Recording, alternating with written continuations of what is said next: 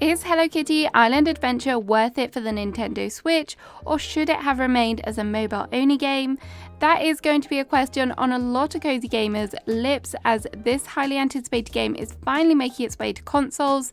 I'm going to do my best today to try and give you an answer to that question, as I'm going to share with you my thoughts after I was given early access to the game and I've put it to the test. Although I was given a game key for Hello Kitty Island Adventure, this video was not sponsored and I've not been given any guidance or been subject to approval for the release of this video, so everything here is going to be kind of my honest thoughts about the game. Don't forget to like and also subscribe, but let's get into this video. So let's start with a little overview about Hello Kitty Island Adventure. This game first started its life as a mobile-only game which released in July 2023, but as of the 30th of January, the game will also be available on Switch and PC. The physical Switch release will be on March 25th if you want to wait a little bit longer for a hard copy. There is also a PlayStation release in the works, but there is no date at this time for that release. The game is a live service game, which means that there will be lots of free content updates and there'll be specific events with no microtransactions. Sadly though, there is no cross saves between platforms, there's no cross-platform play, and there is no local multiplayer. So if you want to play multiplayer, both parties will be required to have their own separate devices, and they will also have to have an internet connection, meaning that Nintendo Online will be required if you are a Switch player. Players can expect to enjoy familiar life simulation gameplay with an added focus on adventuring the open world map and also puzzles. The stars of the show here are of course Hello Kitty and the Sanrio characters, which does add a fun twist, particularly if you're a fan of the franchise. The game is fully jam-packed with a lot of different activities, including crafting, cooking, friendship building, decorating, bug catching and fishing, and there is a whole bunch more. The game is often compared to Animal Crossing, which I can kind of understand. There are definitely some similarities and the overall vibe definitely does give you Animal Crossing. There are things such as inviting new visitors to cabins on the island, which definitely is reminiscent of Animal Crossing, and there is a little bit of decorating. However, I think there is a clear distinction in some aspects of the gameplay, particularly the heavy focus on questing and exploration. There is a lot more of that in this game than Animal Crossing, so just be mindful of that. If you're going into it expecting an Animal Crossing dupe, that's not what this is. The actual story begins as you board a plane traveling to a tropical island to help restore the island's theme park to its former glory. Straight away, you are given a light-hearted introduction to the characters, and this film reference will forever be in my head. Yes, cakes on a plane. Upon arrival to the island, you are given a quick introduction to the main plaza area and the shops, but then you must set out locating some of the lost passengers from the plane and also uncovering the key areas of the map. You will encounter some areas that are not yet accessible or perhaps need some restoration, and to unlock these areas you'll be required to complete the quest, and you may have to complete some puzzles in certain caves and locate crystals to provide power. The puzzles I've encountered so far were not overly challenging, which was a bonus, and they did feel quite varied. The game is very quest heavy, as I said earlier, and there are a lot of quests that are often locked behind friendships, which can cause your progression to be time locked, as you can only provide gifts to residents 3 times a day. There are special items that can be used to increase the amount of gifts you can give, which will cause them to level up quicker, but these are quite rare. This for me was the first point where I had to remind myself that this did start its life as a mobile game, and I will say I'm not a huge fan of this mechanic, as when you purchase a game you do want to be able to progress and play the game and not have to be forced to slow down. Although this design can make players feel invested in the game and keep them wanting to log in every day, and there are daily rewards to incentivize players to log in, I do feel like this is an important point to make for those players who like to either play in long sessions or may not want to have the sense of requirement to log in every single day. We do have busy lives after all. Or just make you aware because maybe you haven't played the mobile game and you may not be expecting this sort of requirement for when it comes to playing. Although there are certain quests that you will have to be more patient for to complete, there are plenty of other activities that you can do on the island to keep you busy when you do hit that stage in the game. Some of these do include daily and weekly quests such as cooking with Hello Kitty, but others are found through explorations, such as these little dash challenges. There are also some game ticket games to play, and there's lots of collectibles to find in the world. There is, of course, the general collection of resources, which do spawn once a day as well. So although I did find myself at times kind of hitting that block of running around and not knowing what to do next, I think generally there was enough to kind of keep me occupied.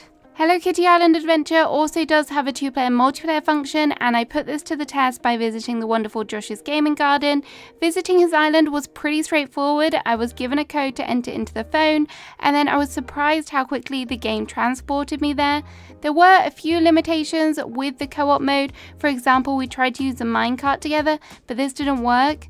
Overall though, largely you do kind of have free reign. This included buying things from your friend's shop, which was nice. You can also collect resources from your friend's island, but they do appear to only spawn once, so maybe best not to steal all of your friend's resources. You can also decorate if you were assigned a little cabin, however you do have to use your own furniture, so be aware of that. The co-op mode also has specific quests which you can complete together, and these include a nice variety of different things, from collecting resources, taking photos, and also completing the dash mini games together, which are a lot harder when there are 2 of you. You have to be strategic about it.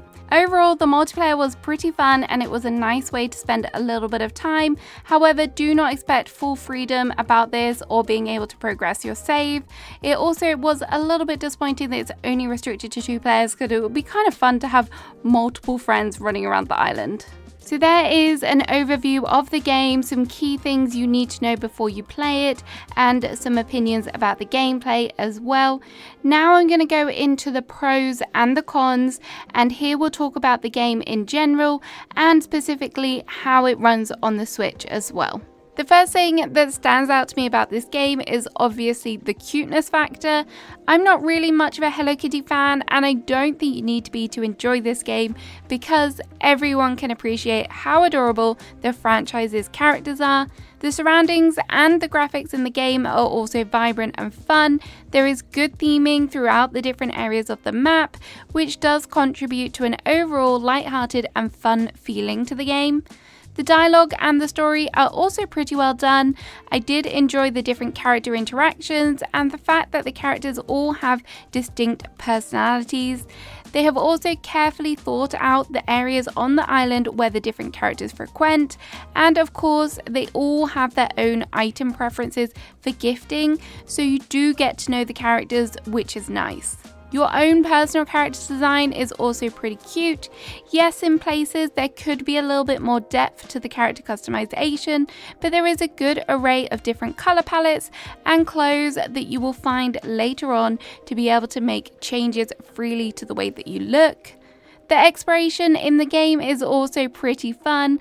The map is very large, and as I mentioned, there's lots of different areas to explore, from diving underwater areas to climbing the mountains. There really was a good variety of things to see and also find. Scattered throughout the world, there is a variety of things such as crates, chests, resources, and also eggs to capture with your camera, which was a nice little bit of fun. I'm definitely the sort of person who will happily spend a while just running around grabbing things to just waste some time. So if that also appeals to you, that would definitely be a pro for you as well. If you don't want to run around though, there is also a very good fast travel system, which I really did appreciate when it came to doing some of the quests. The minigames and the puzzles I've tried so far have also been good. I particularly enjoyed the haunted house with all of the different challenges behind the door. I never knew what was coming, so that offered a little bit of excitement, and there was a good different amount of things all kind of crammed into this little section, which was fun. I will say that all of the games and puzzles have all been pretty chill and not too challenging, so if that's something that you're worried about, don't be. The controls were also okay. I did struggle with the tool ring a little bit, but I also struggle with that in other Switch games, so I do feel like that might just be a me problem. There is a way to get around this by using the L button on the Joy-Con to scroll through the different tools, which I did appreciate, and I found myself utilizing it once I knew about it, as I don't think it's all that obvious. And my final positive is that the fishing minigame is actually quite nice. I'm not a lover of fishing in games generally, so this is a huge compliment. I think what I liked about it is the fact that it's kind of a balance between it being super simple, but also you have an action to perform, so you do interact with the game, which is nice. So now it's time for some cons. Generally, the game did run okay on the Switch. Most of the time it felt quite smooth. However, occasionally there was what I will describe either kind of a lag spike or a latency issue when the game would pause for a second or two. There was no clear reason why this was happening because often I would just be walking around the map. I could understand if I was moving to a new area and the game was loading, but honestly, I don't know. There was also occasions where I would get a little bit stuck in certain areas of the world, such as when I was on rocks and in the water, and it felt as though the game should recognize that the character would want to mount that particular object. Instead, the character would just kind of spasm a little bit as I tried to jump out and get out of the water. These things were a little bit frustrating, but definitely not game-breaking issues. Another thing that was a little bit frustrating was the camera. I believe this is the same on the iPad or on mobile, but you do not have any control over the camera and the game dictates the view that you receive. This caused some interesting shots, and I did not really enjoy the bird's eye perspective that was sometimes given. There were also some occasions in the game where being able to change the perspective would have actually helped greatly.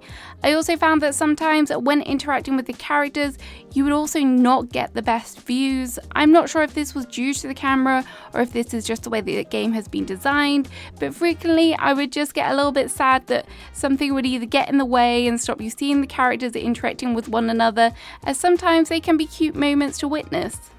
One of the key reasons I did stop playing Disney Dreamlight Valley was because of how repetitive it felt, particularly with the amount of fetch quests, and sadly I'm a little bit worried that this might be the direction where this game will be going for me.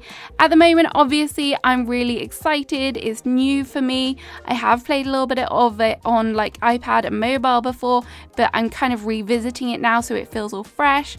But in the long term, I think it could be a problem for me because of how many quests there are and how grindy the game may become later on. I know that players will have already put a lot of hours into this game and they may disagree, but one example that is particularly worrying me is with the decorating. Decorating is something I love in games, but so far getting the furniture and the resources required to craft the furniture feels like a big undertaking so that I can even get one cabin looking nice, which is a little bit of a shame as decorating does add a nice break from questing. This just feels like a bit of a shame to me. Maybe it gets better over time, but it does have me a little bit worried at the moment.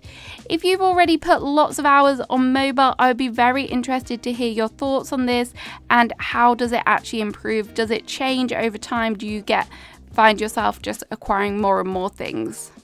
As I've said, I did enjoy most of the minigames, however, I think there was a missed opportunity with some of the activities, such as the different cooking stations. I would have loved for an actual minigame here, something to do with cooking, maybe at the pizza oven. Like, there's lots of different things that they could have done with this, and it definitely feels like a missed opportunity. Maybe this isn't a con, maybe this is just something that should just be incorporated. Maybe they'll add something in the future, who knows. The quests generally were quite straightforward and there was a decent guide which directed you on the way you need to go if you needed it. However, I did find that there were a few occasions where I had to Google what I needed to do to progress. For example, when working on the museum, I was confused as what I needed to do to find the next critter list, and it turned out that I needed to get a character to a certain level. So sometimes it just felt that maybe a little bit extra explanation might be needed just to help the players out so you don't have to rely on Google. That being said, it is great that the game has already been out so we can refer back to things, look up guides because they've already been done, which is absolutely nice, and I do appreciate that because it will come in handy when you get a little bit stuck. And the final con I have to talk about is the pricing. So there are two options to buy the game. The standard version is $35.99 in UK pounds, that is $39.99 US dollars, or the deluxe version, which comes packed with lots of in-game items, which is $59.99 US dollars, and I think that will be around 50 UK pounds. It's not currently showing on the Nintendo eShop, which is slightly odd. Now, I know there will be lots of content updates with the game, and we've already said that there is going to be lots planned, and I do think that you will get a lot of hours out of this game. However, there is something about this game which makes me think it's not quite worth that price point, and you cannot escape the fact that this is a mobile game that has been ported to consoles, and maybe that is the reason why the price point sits a little bit sour with me. I feel like a £25 price point, which would be about $30, would be kind of more appropriate. It's not kind of reducing it down lots, but it's kind of more reasonable. And maybe you'll think, oh, that's just a small drop, but it just feels like that would be more accessible. And I am also a little bit worried that although I don't think it's been confirmed at this time, there is also potential that we will see paid DLC in the future, which makes me worry about the long-term costs of the game. From what I'm currently feeling, I am just a little bit worried that we are going to have a situation that we had with Faith Farm, where players felt that the product did not quite match the pricing. So I really hope that those people that do invest in the game and play the game do feel like it is worth it in the end. So now on to my final thoughts. The game is very, very cute. There is absolutely no denying that. And I do think it does have the potential to offer some decent gameplay, whether you are a Hello Kitty fan or not. The game will be perfect for you if you don't mind fetch quests, the grind, and daily gameplay. Of course, yes, it does have its flaws, and I don't think that there is any escaping the mobile game feeling, but as long as you know that when you go into purchasing, I think a lot of players will enjoy it. I do plan on continuing to play it, as I have enjoyed it so far, and I kind of want to uncover more and see what direction the story goes, and obviously repair the island back to its former glory. But I am a little bit wary as to how long this will last. Having to log in most days and commit a lot of time is just not something that I can foresee myself doing, as it is a big undertaking, especially when I have so many other games and other responsibilities and just life in general. I think it might kind of get to the point where I do struggle to keep up to date with it. Let me know if you're going to be playing the game in the comments. I hope you found this video helpful if you're on the fence, to kind of lay out the pros and cons of everything and let you know how it runs on the Switch. I hope you have a great rest of your day, and I'll see you again soon with another video. Bye bye!